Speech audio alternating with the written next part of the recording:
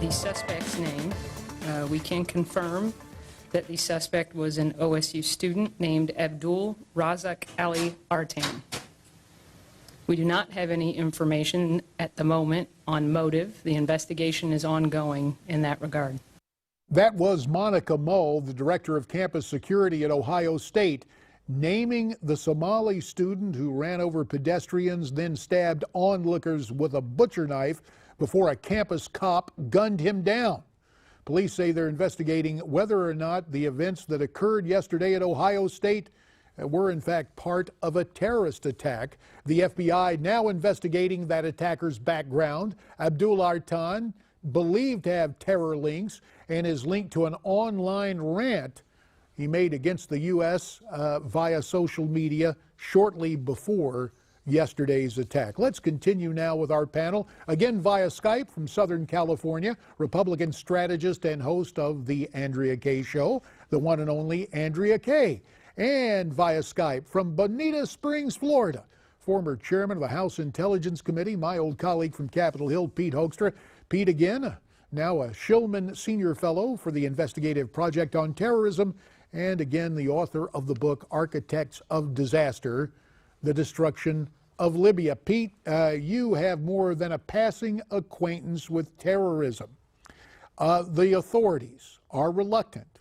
Members of the campus community in Columbus, Ohio are reluctant to call it terrorism. Forgive me, maybe it's simple-mindedness for me, but if it looks like a duck, acts like a duck, quack like a duck, it's a duck. This is terrorism, isn't it? Yeah, I really think it is, JD. You know, over the last week to 10 days, some of our sources that we have at the Investigative Project on Terrorism were sending us, detailed analysis of what was going on with ISIS and saying, get ready. They want to attack the United States. They want to use vehicles. They want to use knives and these types of things. So the profile of what we were warned about fit this attack, absolutely perfectly. The background of this individual leads you to conclude that this was a terrorist attack. This really is a problem, JD, where our law enforcement, whether it's at the local level, whether it's the FBI, unwilling to call this terrorism, for who knows how long this is going to take. It's why we've been ineffective in identifying these types of things, because we continue to try to be politically correct, and by being politically correct, we really actually disarm ourselves and make it more difficult to stop these types of attacks coming into the future. Now, Andrea, I realize you're there in Southern California, and Governor Brown up in Sacramento seems to welcome in everybody who comes illegally, but it's worth noting, at least in terms of legal access, the way the Obama administration has worked this. Just listen to the numbers, and we have them from the Center for Immigration Studies. 43,000 Somali refugees have settled in the United States during the Obama administration. Of those, 99% were Muslim. And the influx continues. These last 60 days with President Obama, we're not going to see any change, are we? No, we're not. And, how did we get to a place to where it hasn't been that long, or has it been so long since September 11th, that we are trying to scrub the facts about the war on terror out of our society, out of our culture? I mean, how did we have Governor Kasich in Ohio yesterday wringing his hands? Oh, gee, we don't know, what could be possibly behind this. I mean, even the left says by their own admission that of the they love to say of the 1.3 billion Muslims around the world, only 10% are radicalized. And that means how many hundreds of thousands? Why would we take a chance and import that into our country? That means that of the 50,000, by the left's own numbers, that means that of the 50,000 that were brought here under Obama, that number you just gave, that means 5,000 1,000 of them want to either use pressure cookers, cars, knives, or whatever to, to kill Americans. And even if they're not coming here to take us over through sword, there's also an assimilation issue, a cultural issue with people coming here who want to take us over from within using Sharia. What we also know about this young man was that one of his complaints, one of his rants that he went on before he did this, was that, I don't get to pray in public, and I don't get this, and I don't get that. How many years has he been here? Where's the assimilation? And there is something else. There's a curious kind of assimilation that occurs on college campuses, a form of groupthink that seems to be shared by the administrators and the faculty, and as I call them, the leftist educrats. Now, look, the next gentleman we're going to hear from was part of the trauma yesterday. He's a professor at Ohio State by the name of William Clark. I'm not trying to criticize him directly. Perhaps he feels he needs to be cautious, but let's listen to his remarks at a press conference this afternoon, see if this is sober-minded hesitancy or what I fear might be part of campus groupthink.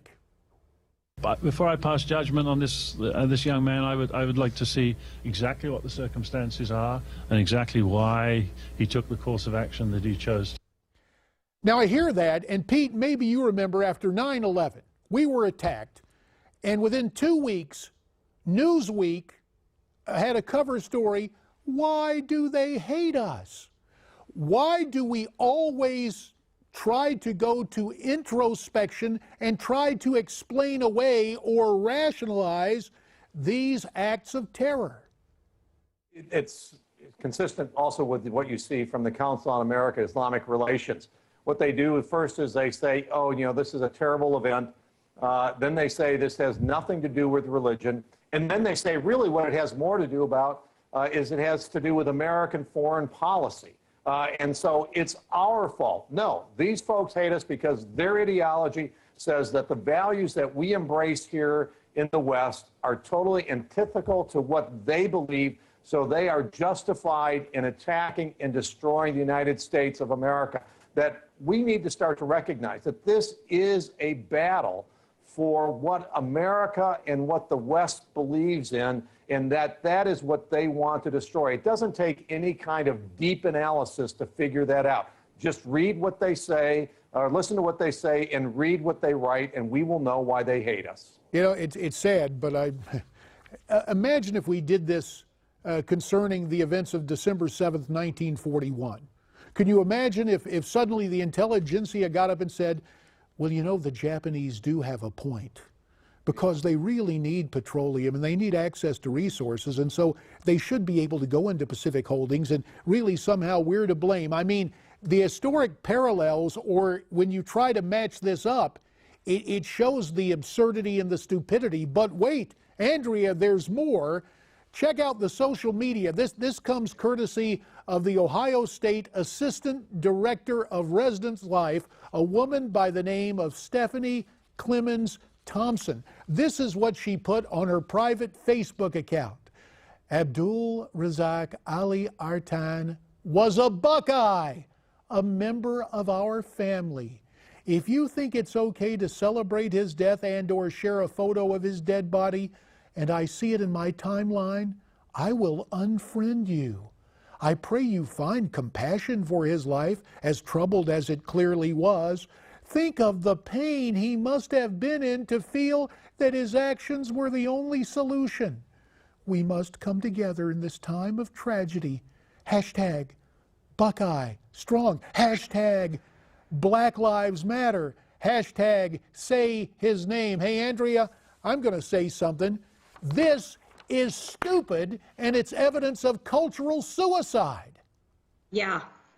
It's crazy. In fact, I'm going to criticize that man that was speaking beforehand, because I actually have family at Ohio State. I had to pick my heart up off the floor yesterday when I heard about this, because I have family on that campus. I also have a niece that's probably going to spend the next 15 years of her life paying off tuition from the Ohio State University, who graduated from there. I want to know who was paying for that refugee's tuition, and was there even room and board paid for? Was he brought here and then paid for for through an entitlement program by taxpayers as part of the refugee program here. I will judge him. I will judge the man who says we shouldn't judge him. I will judge that young man for his actions, and I'm going to judge that idiot on Facebook who did that, and who might even be friends with my niece, who was actually a part of that organization, by the way. These are the same crazy people that refuse to judge, like President Obama refused to judge Castro for his actions. There's a parallel there as well, is there not?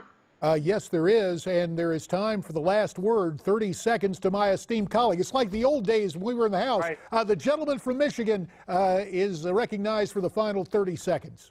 JD, remember, these same folks were willing immediately yesterday when they heard that there were shots fired to judge and say, see, this is a need for gun control.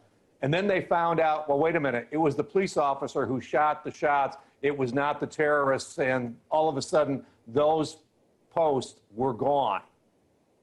Well, I just have to say this in closing. If by some accident Stephanie Clemens Thompson is among my Facebook friends, Ms. Thompson, please feel free to unfriend me, okay? Two good friends with us, Andrea and Pete. We thank you for your time tonight. Now, what's going to happen with the Secretary of State's job? We'll talk about it with Jeff Crowair next.